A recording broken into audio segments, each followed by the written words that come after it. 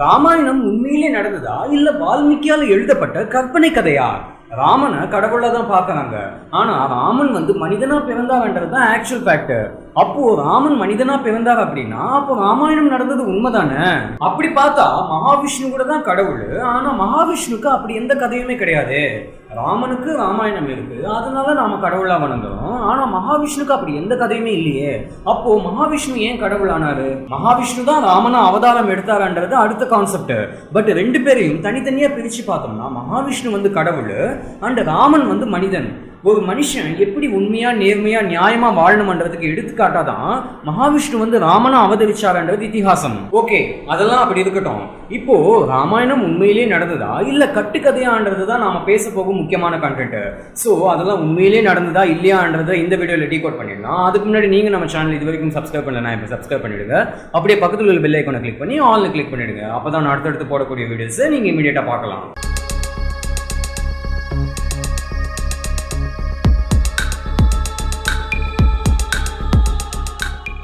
ராமாயணத்தை ஆக்சுவலி எழுதினது வால்மீகி மட்டும்தான். அதுக்கப்புறம் வெவ்வேறு காலகட்டங்கள்ல வெவ்வேறு ஆத்தர்ஸ் கிட்ட இருந்து நிறைய ராமாயண வெர்ஷன்ஸ் வந்திருக்கு. பட் எல்லாத்துக்குமே பேஸ் வால்மீகி ராமாயணம் தான். இப்ப கொஸ்டின் என்னன்னா, வால்மீகி எழுதினது உண்மையிலேயே நடந்த காவியத்தை எழுதினாரா இல்ல இமேஜினேஷன்ல எழுதி விட்டுட்டாரான்றது தான். அதை கண்டுபிடிக்க வால்மீகி எழுதின அந்த ஒரிஜினல் ராமாயணம் இருக்கு பாத்தீங்களா, அதை அப்படியே அலசி பார்த்தோம்னா ஏதாவது டேட் கிடைக்குதா, வால்மீகி எங்கேயாவது ஏதாவது குறிப்புகளை மென்ஷன் செஞ்சிருக்காரான்னு ரிசர்ச் பண்ண ஆரம்பிச்சாங்க. அப்போ நிறைய டேட்ஸ் மாட்டி இருக்குது. அதாவது இந்த நாள் இந்த சம்பவம் ராமாயண காவியத்துல நடந்ததுன்னு அதுல மென்ஷன் செய்யப்பட்டிருந்தது. அதை இப்ப நாம ஒன் பை ஒன்னா பார்த்துடலாம். சோ ராமாயணத்தோட முதல் சம்பவம் ராமனோட பிறந்த நாள். அந்த நாள் வால்மீகி ராமாயணத்துல எப்படி மென்ஷன் செய்யப்பட்டிருந்ததுன்னா, சித்திரை மாசத்துல நவமி திதி அன்னைக்கு சுக்லபக்ஷத்துல ராமன் பிறந்தாருன்னு சொல்லிட்டு அதுல போட்டிருந்தது. அதோட மீனிங் என்னன்னா, சித்திரை மாசத்துல 9வது நாள் அன்னைக்கு வளர்பிறை சமயத்துலதான் ராமன் பிறந்தாராம். இதுதான் ராமன் எப்போ ஜனனம் எடுத்தாரான்றதுக்கான ஆக்சுவல் டிஸ்கிரிப்ஷன். இதோட இன்னும் சில இன்ஃபர்மேஷனும் இருக்கு. என்னன்னா, ராமனோட நட்சத்திரம் புனர்பூச நட்சத்திரம். எனக்கு இந்த ஜாதகத்தை பத்தி எல்லாம் அவ்வளவு நாலேஜ் கிடையாது. பட் நான் கலெக்ட் பண்ண டீடைல்ஸ் வரைக்கும் ராமனோட ஜாதக கட்டம் என்னன்றது நான் சொல்றேன். சூரியன் மேஷ ராசிலையும், சனி துலா ராசிலையும், குரு கடகத்திலையும், சுக்கிரன் மீனத்திலையும், செவ்வாய் மகரத்திலையும் இருந்துதான் எனக்கு விளங்கின வரைக்கும் இதுதான் ராமனோட ஜாதக கட்டம். இதை தாண்டி இன்னும் சில விஷயங்களும் மென்ஷன் பண்ணியிருந்தாங்க. பட் அதெல்லாம் புரிஞ்சிக்கிற அளவுக்கு எனக்கு ஜாதகத்தை பத்தி அவ்வளவு நாலேஜ் கிடையாது. நான் இந்த அளவுக்கு புரிஞ்சுக்கிட்டு சொன்னதே பெரிய விஷயம். சோ இதெல்லாம் வால்மீகி ராமாயணத்துல கிடைச்ச டீடைல்ஸ். இப்போ இந்த ஆராய்ச்சியாளர்கள் என்ன பண்ணாங்க, அந்த ஜாதக டீடைல்ஸ் எடுத்து பிளானட்டேரியம் கோல்டுன்னு சொல்லிட்டு சாஃப்ட்வேர் ஒன்று இருக்கு. சில ஆஸ்ட்ரோனாமிக்கல் ரெஃபரன்சஸ்க்காக கிரியேட் பண்ணப்பட்ட சாஃப்ட்வேர் அது.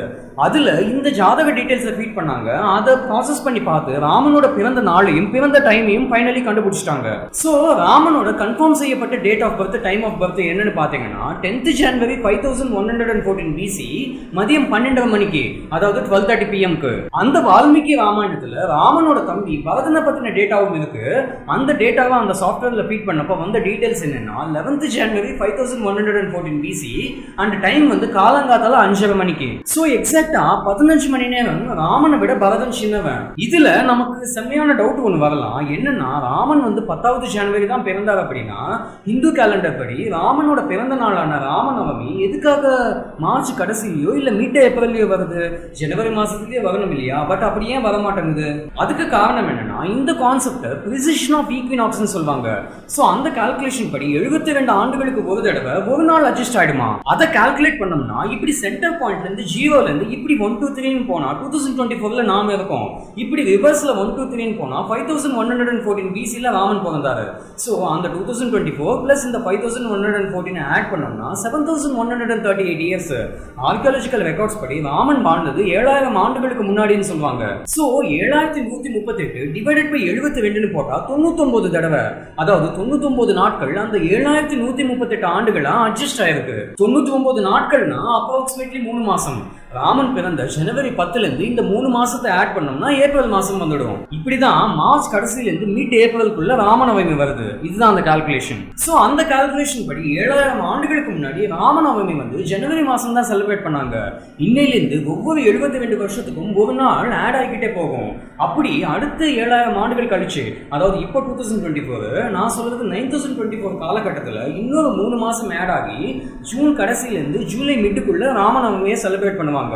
எப்போ 9024 சமயத்துல. சோ ராமனோட பர்த் டேட்டை பார்த்தாச்சு, பரதனோட பர்த் டேட்டை பார்த்தாச்சு. இப்போ ராமாயணத்துல நடந்த இன்னொரு முக்கியமான ஈவெண்ட்டை பத்தி பார்க்கலாம். ஒரு நாள் ராமனோட அப்பா தசரத மகாராஜா என்ன பண்ணாரு, அரண்மனைக்கு சம்பந்தப்பட்ட முக்கியமான ஆட்களை எல்லாம் கூப்பிட்டு தனக்கு ஜாதக கட்டம் சரியில்லைன்னு, அதனால நாளைக்கு மூத்த பையனான ராமனுக்கு பட்டாபிஷேகம் பண்ண போறேன்னு இன்ஃபார்ம் பண்ணாரு. அந்த நாள் ஈவினிங்கே மந்தாரா வந்து கைகை கிட்ட ஏதோ சொல்லி குழப்பி தன்னோட மகன் பரதனுக்கு பட்டாபிஷேகம் பண்ண சொல்லி கேட்க சொல்வா. அந்த நாள், அதாவது நாளைக்கு பட்டாபிஷேகம் பண்ண போறாங்கன்னா இன்னையோட டேட் என்னன்னு பாத்தீங்கன்னா 4th January 5089 BC. அந்த டைம்ல ராமனுக்கு 25 வயசு ஆகுது. அந்த 4th January 5089 BC டைம்ல தான் கைகை வந்து ராமனை வனவாசத்துக்கு போக சொல்வா. அப்போ 14 இயர்ஸ் என்னும்போது அவங்களோட வனவாசம் வந்து 5075 BC வரைக்கும் இருந்தது. அடுத்தது ராவணனோட கசின் 2 பேர் இருக்காங்க. ஒன்னு வந்து கர், இன்னொன்னு வந்து தூஷன். 2 பேரையும் சேர்த்து கர்தூஷன் சொல்லுவாங்க. எதுக்கு சொல்ல வந்தேன்னா, லக்ஷ்மணன் வந்து சூர்பனகையோட மூக்க உடைச்ச பிறகு சூர்பனகை வந்து ராவணன் கிட்ட போய் சொல்றதுக்கு முன்னாடியே இந்த கர்தூஷன் கிட்ட சொல்லியிருக்கா.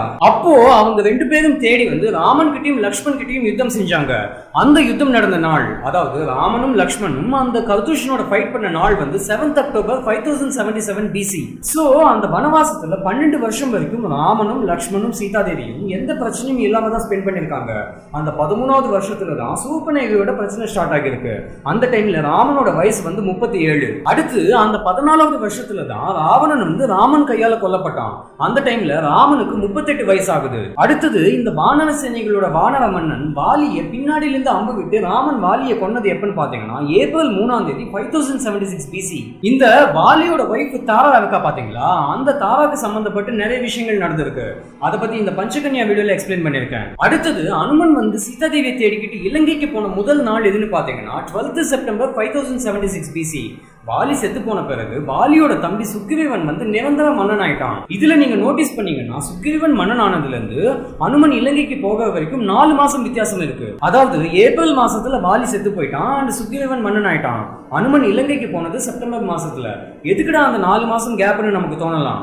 அதுக்கான டீடைல்ஸ் வால்மீகி ராமாயணத்துல மென்ஷன் செய்யப்பட்டிருக்கு. என்னன்னா அந்த 4 மாசம் வானிலை சரியா இல்லாத காரணத்தினால அந்த வானர சேனையால அந்த மழை காலத்துல எந்த பாலமும் கட்ட முடியாம போனதால ராமன் வந்து பயங்கர சோகமா அந்த 4 மாசத்தை சும்மாவே ஸ்பெண்ட் பண்ணாராம்.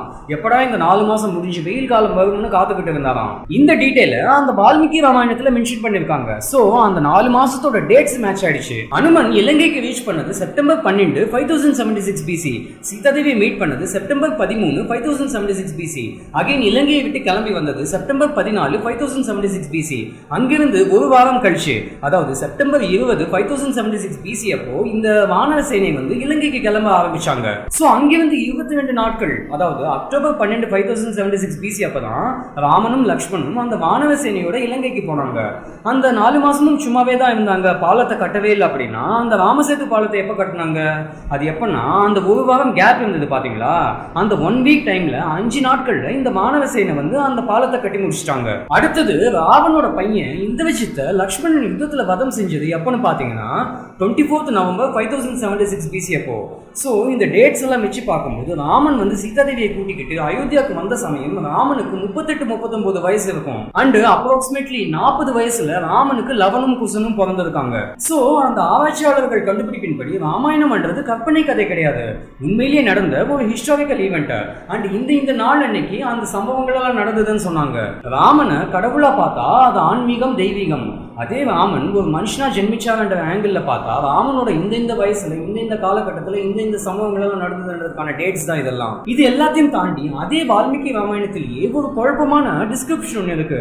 அது என்னன்னா ராமன் வந்து மொத்தம் 11,000 ஆண்டுகள் ஆட்சி செய்வாராம். கண்டுபிடிச்ச டேட்ஸ் படி 38 வயசுலயே ராவணனை வதம் செஞ்சுட்டு அயோத்தியாவுக்கு வந்துட்டாரு. அப்போ அது என்ன 11,000 ஆண்டுகள்? சில பேர் என்ன நினைப்பாங்க, திரேதாயுகத்துல எல்லாம் ஆயிரக்கணக்கான வருஷங்கள் வாழ்ந்தாங்கன்னு சொல்லுவாங்க. பட் அதெல்லாம் ஜஸ்ட் நம்பப்பட்ட விஷயம், அவ்வளவுதான். தான். பட் அதையும் தாண்டி வால்மீகியோட அந்த ஸ்டேட்மெண்ட்ல 11,000 இயர்ஸ் ஸ்டேட்மெண்ட்ல வேற ஏதாவது ஆழமான அர்த்தம் இருக்குமோன்ற கோணத்திலையும் பார்க்கப்படுது. ஸோ அந்த 11,000 இயர்ஸ் ஆட்சி செய்வார் அப்படின்றது வேற ஆங்கிள் பார்த்தோம்னா அந்த 11,000 ஆண்டுகளுக்கு ராமன் வந்து மக்கள் மனசு ஆட்சி செய்வார்ன்றது இன்னொரு ஆங்கிள்.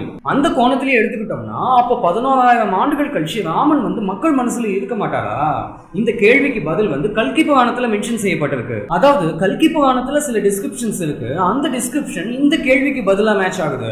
என்னன்னா கலியுகத்தோட கடைசி சமயத்துல இந்த புனிதமான புத்தகங்கள் எல்லாம் அழிஞ்சு போயிடுமா, மோட்சம்னா என்ன, அதை எப்படி அடையணும்ன்றதே மக்களுக்கு தெரியாம போயிடுமா. அண்ட் அது மட்டும் இல்லாம சில பவர்ஃபுல் மந்த்ராஸ் லைக் ஓம் நமோ நாராயணா, ஓம் நம சிவாய, இது போல பவர்ஃபுல் மந்த்ராஸ் எல்லாம் தொலைஞ்சு போயிடுமா. பட் இதெல்லாம் இப்படியெல்லாம் நடக்கும்னு கல்கி புராணத்துல மென்ஷன் செய்யப்பட்டிருக்கு, அவ்வளவுதானே தவிர கண்டிப்பா இதெல்லாம் நடந்தது ஆகும்ன்றதுக்கு எந்த எவிடன்ஸும் கிடையாது. இன்ஃபேக்ட் ஃபியூச்சர்ல என்ன நடக்கும்னு யாராலையும் கணிக்கவே முடியாது. ஸோ வாட் எவர் அந்த ஆராய்ச்சியாளர்களால் கண்டுபிடிக்கப்பட்ட ராமாயணா ஈவெண்ட்ஸ் நடந்த டேட்ஸ் இதுதான். கண்டிப்பாக உங்களுக்கு இன்ஃபர்மேட்டிவாக இருக்கும்னு தோணுது. ஸோ சப்போர்ட் பண்ணுங்கள், சப்ஸ்கிரைப் பண்ணுங்கள், அப்படியே இந்த வீடியோவை ஷேர் பண்ணுங்கள். மீண்டும் அடுத்த வித்தியாசமான வீடியோவில் சந்திக்கலாம். until then, bye.